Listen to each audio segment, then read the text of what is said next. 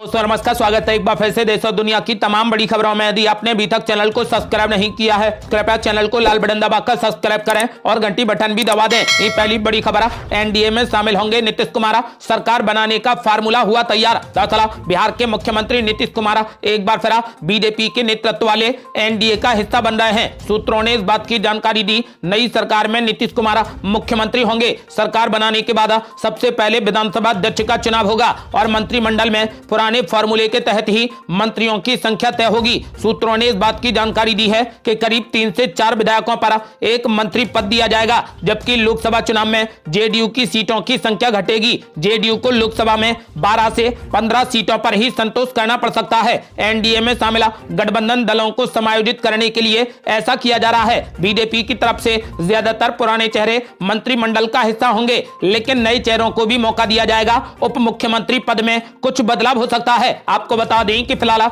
ऐसा माना जा रहा है कि जल्द ही नीतीश कुमार एनडीए में शामिल हो जाएंगे। अगली बड़ी खबर, बिहार में जेडीयू और बीजेपी की दोस्ती हो गई पक्की, रविवार को मुख्यमंत्री पद की शपथ लेंगे नीतीश कुमार। दरअसल जेडीयू के मुखिया नीतीश कुमार 7वीं बार इस रविवार को बिहार के मुख्यमंत्री के रूप में शपथ लेंगे। भाजपा के साथ में उनकी दोस्ती पक्की हो गई है। सूत्रों ने इस बात की जानकारी दी, उनका यह भी कहना है कि पुराने फॉर्मूले पर ही नई सरकार का गठन होगा। नई सरकार में बीजेपी कोटे से 2 उप मुख्यमंत्रियों को शामिल किया जा सकता है। आपको बता दें कि सुशील कुमार मोदी को हटाने के बाद बिहार में बीजेपी ने 2 मुख्यमंत्री का फार्मूला दिया था। फिलहाल बिहार में जेडीयू और बीजेपी की दोस्ती पक्की हो गई है और रविवार को मुख्यमंत्री नीतीश कुमार एनडीए का हाथ थामेंगे और मुख्यमंत्री पद की शपथ लेंगे। अगली बड़ी खबर, बिहार में नीतीश कुमार को लेकर अटकलों के बीच तेजस्वी यादव ने दिया पहला बयान। दरअसल बिहार की सियासत में बड़ा भूचाल आ गया है, इसकी आहट पिछले कुछ दिनों से सुनी जा रही है। इस बीच सूत्रों ने बताया कि नीतीश कुमार एक बार फिर पाला बदलकर बीजेपी के साथ में सरकार बना रहे हैं। अगले 2 से 3 दिनों में बिहार की सियासी तस्वीर पूरे तरीके से बदल जाएगी। इन दावों के बीच बिहार के डिप्टी सीएम और आरजेडी के नेता तेजस्वी यादव का बड़ा बयान सामने आया है। तेजस्वी यादव ने कहा कि आज सबसे बड़ा दुश्मन बेरोजगारी है। हमारी सरकार ने इस पर ऐतिहासिक काम किया है। हमने 4.5 लाख से ज्यादा नौकरियां दी हैं। किसी भी सरकार ने ऐसा काम नहीं किया। उन्होंने कहा कि ये नहीं रुकेगा। हमने जो भी वादे किए थे उन्हें हम पूरा करेंगे और बिहार और देश को आगे ले जाएंगे। आपको बता दें कि तेजस्वी यादव ने नीतीश कुमार को लेकर कोई भी बयान नहीं दिया है। मौजूदा घटनाक्रम को लेकर हालांकि आरजेडी नेताओं ने खुलकर बयान नहीं दिया है। सूत्रों का कहना है कि आरजेडी भी सरकार बनाने के लिए कोई दूसरा रास्ता तलाश रही है। अगली बड़ी खबर, बिहार की सियासत पर बाबा रामदेव ने दिया बड़ा बयान। बोले अब नीतीश कुमार का भी राजनीतिक भविष्य होगा सुरक्षित। दरअसल बिहार में तेज हुई राजनीतिक हलचल पर योग गुरु स्वामी रामदेव ने बड़ा बयान दिया है। उन्होंने कहा कि नीतीश कुमार भी इस धारा में शामिल हो रहे हैं, उनका राजनीतिक भविष्य सुरक्षित रहेगा। बातचीत में बाबा रामदेव ने कहा कि राष्ट्र की जो मूल धारा है उसमें नीतीश कुमार भी बहेंगे तो उनका राजनीतिक भविष्य भी सुरक्षित रहेगा। उन्होंने कहा कि देश के जितने भी राष्ट्रभक्त नेता हैं और जितनी भी राष्ट्रवादी पार्टियां हैं जो एक तरफा अपने सनातन को गौरव देती हैं और जो जीवन में संस्कार व समृद्धि पर जोर देती हैं, उनको एकजुट होकर बड़ी भूमिका निभानी चाहिए। बाबा रामदेव ने देश में राजनीतिक स्थिरता और राजनीतिक शुचिता के लिए इसे बेहद जरूरी बताया है। अगली बड़ी खबर, नीतीश कुमार के इंडिया गठबंधन छोड़ने की खबरों के बीच कांग्रेस पार्टी हो गई परेशान। ममता बनर्जी को मनाने में जुटे मल्लिकार्जुन खड़गे। दरअसल इंडिया गठबंधन के लिए एक और बुरी खबर सामने आ रही है। पश्चिम बंगाल और पंजाब के बाद अब बिहार में भी झटका लग रहा है। जदयू सुप्रीमो नीतीश कुमार के एनडीए में लौटने की अटकलें काफी तेज हो गई हैं और माना जा रहा है कि रविवार को वो बीजेपी के साथ मिलकर सरकार बनाएंगे। इन सबके बीच कांग्रेस अध्यक्ष मल्लिकार्जुन खड़गे ने सीट शेयरिंग का समाधान खोजने के लिए तृणमूल कांग्रेस की सुप्रीमो ममता बनर्जी से भी बातचीत की है। आपको बता दें कि ममता बनर्जी की इस घोषणा से कांग्रेस चिंतित हो गई है कि बंगाल में सीट बंटवारे पर कोई बातचीत नहीं चल रही है। टीएमसी ने राज्य में अकेले ही लोकसभा चुनाव लड़ने की घोषणा कर दी है। द इंडियन एक्सप्रेस ने वरिष्ठ कांग्रेस नेता जयराम रमेश के हवाले से बताया कि आगे का रास्ता खोजने के लिए मल्लिकार्जुन खड़गे ने ममता बनर्जी से संपर्क किया है। दोनों के बीच में हुई बातचीत की जानकारी साझा करने से इनकार करते हुए जयराम रमेश ने केवल इतना कहा कि ममता बनर्जी और इंडिया गठबंधन का उद्देश्य समान था, दोनों बंगाल और बंगाल के बाहर भाजपा को हराना चाहते हैं। आपको बता दें कि सूत्रों ने कहा कि मल्लिकार्जुन खड़गे ने ममता बनर्जी को एक पत्र भी भेजा है जिसमें उन्हें बंगाल के राहुल गांधी की न्याय यात्रा के दौरान इसमें शामिल होने के लिए आमंत्रित किया गया है। टीएमसी ने दावा किया था कि कांग्रेस ने उन्हें इसके बारे में सूचित भी नहीं किया था। आपको बता दें कि फिलहाल पूरी कांग्रेस पार्टी अब ममता बनर्जी को मनाने में जुटी है। मल्लिकार्जुन खड़गे ने ममता बनर्जी से बात भी की है और उन्हें निमंत्रण भी भेजा है। अगली बड़ी खबर, कांग्रेस पार्टी ने चुनाव आयोग पर बोला जबरदस्त हमला, कहा ईवीएम मशीन पर बहस करने का समय गया, अब बैलेट पेपर से कराए जाएं लोकसभा के चुनाव। दरअसल कांग्रेस पार्टी ने एक बार फिर से बैलेट पेपर से चुनाव कराने की मांग की है। इंडियन ओवरसीज कांग्रेस के अध्यक्ष सैम पित्रोदा ने कहा कि लोकसभा चुनाव में मत पत्रों का इस्तेमाल किया जाना चाहिए। उन्होंने कहा कि इस बात पर बहस करने का समय खत्म हो गया है कि ईवीएम मशीन को हैक किया जा सकता है या नहीं। संवाददाता सम्मेलन को संबोधित करते हुए सैम पित्रोदा ने कहा कि चुनाव आयोग ने ईवीएम मशीन और वीवीपैट के बारे में उठाए गए सवालों का जवाब नहीं दिया। उन्होंने कहा कि जब जल्द ही लोकसभा के चुनाव होने वाले हैं, इसीलिए उन मुद्दों पर चर्चा करने का समय चला गया है। उन्होंने कहा कि चुनावों को लेकर लोगों में विश्वास की भारी कमी है। सैम पित्रोदा ने कहा कि विश्वास की भारी कमी है, इससे कोई फर्क नहीं पड़ता कि भारत का चुनाव आयोग क्या सोचता है। जो मायने रखता है वो ये है कि भारत के लोग क्या सोचते हैं। मेरे अनुसार आज एकमात्र विकल्प बैलेट पेपर ही बचा है। हालांकि सैम पित्रोदा ने बाद में यह भी कहा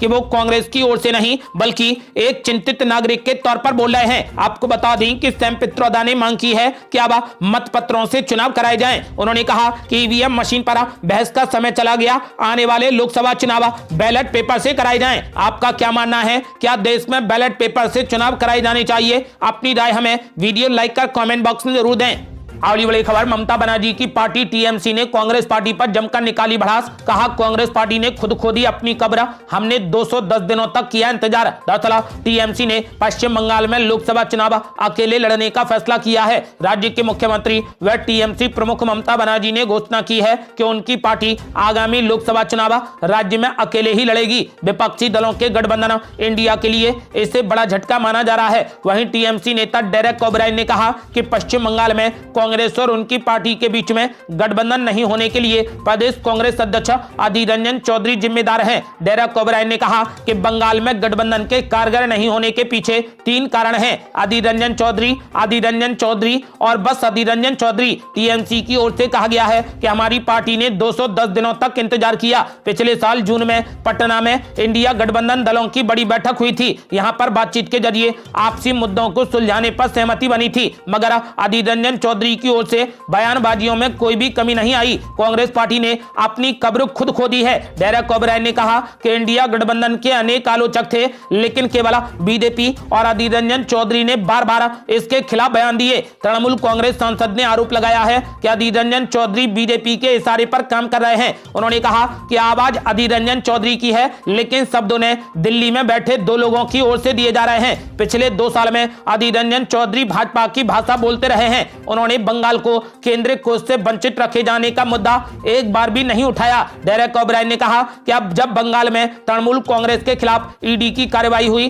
तो उन्होंने उसका भी समर्थन किया था। वो ममता बनर्जी को अपमानित करने के लिए विशेष संवाददाता सम्मेलन भी बुलाते हैं, लेकिन भाजपा नेताओं के खिलाफ मुश्किल से ही बोलते हैं। डेरेक ओब्रायन ने एक सवाल के जवाब में कहा कि आम चुनाव के बाद अगर कांग्रेस अपना काम कर लेती है और अच्छी खासी संख्या में सीटों पर भाजपा को हरा देती है तो टीएमसी उस मोर्चे में पूरे तरीके से शामिल रहेगी जो संविधान में विश्वास रखता है और उसके लिए लड़ता है। आपको बता दें कि फिलहाल टीएमसी कांग्रेस पार्टी से नाराज हो गई है और पश्चिम बंगाल में अपने ही दम पर अकेले चुनाव लड़ने का ऐलान कर दिया है और इसके लिए पूरे तरीके से अधीर रंजन चौधरी को जिम्मेदार ठहराया है। अगली बड़ी खबर, कांग्रेस पार्टी और ममता बनर्जी में तकरार के बीच राहुल गांधी की रैली को नहीं मिली इजाजत। दरअसल पश्चिम बंगाल में कांग्रेस और टीएमसी में तकरार बढ़ती जा रही है। कांग्रेस नेता अधीर रंजन चौधरी ने यह दावा किया है कि पश्चिम बंगाल के सिलीगुड़ी में भारत जोड़ो न्याय यात्रा के तहत राहुल गांधी को जनसभा की इजाजत नहीं मिली है। अधीर रंजन चौधरी ने कहा कि न्याय यात्रा पर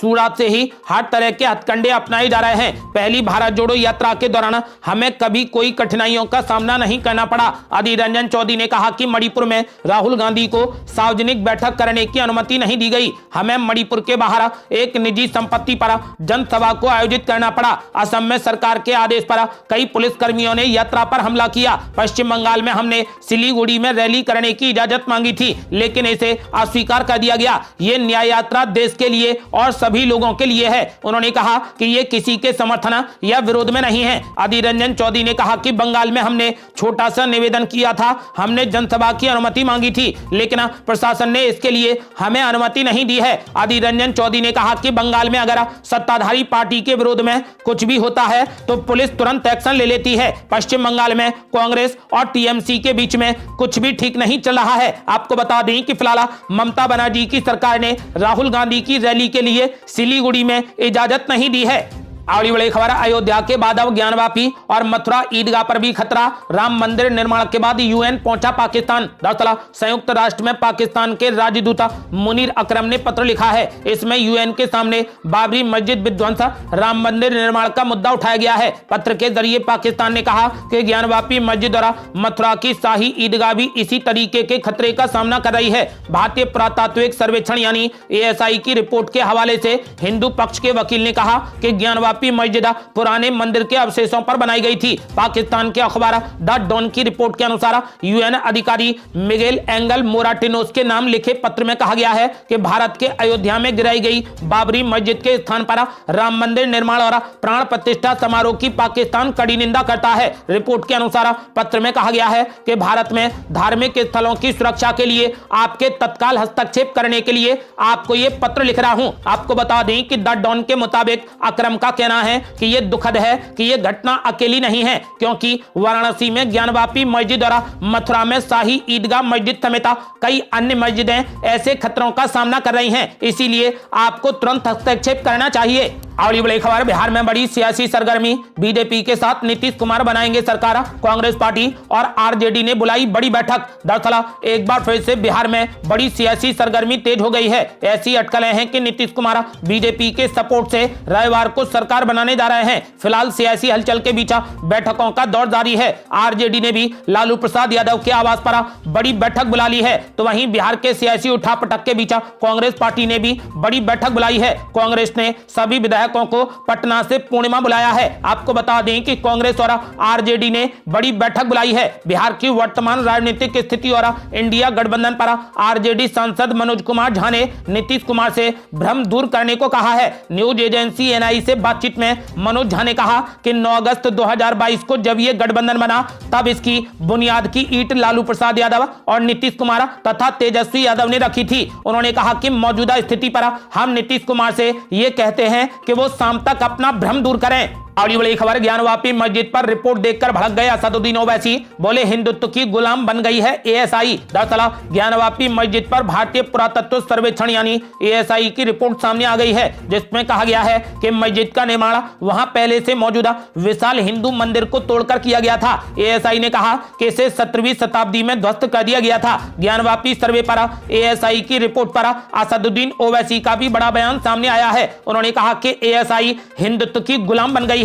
असदुद्दीन ओवैसी ने ज्ञानवापी मस्जिद पर ASI की रिपोर्ट को सिरे से खारिज कर दिया है। उन्होंने कहा कि यह रिपोर्ट सिर्फ अनुमान पर आधारित है, यह वैज्ञानिक अध्ययन का मजाक है। आपको बता दें कि फिलहाल ASI की रिपोर्ट से अब यह पूरे तरीके से साफ हो गया है और ज्ञानवापी पर मंदिर बनने का रास्ता साफ हो गया है। ये थी अब तक की बिहार बड़ी खबरें। रोजाना की ताजा खबरों को जानने और हमसे जुड़ने के लिए चैनल को लाल बटन दबाकर सब्सक्राइब करें और घंटी बटन भी दबा दें। जल्दी मिलते हैं बड़ी अपडेट के साथ, तब तक के लिए जय हिंद, जय भारत।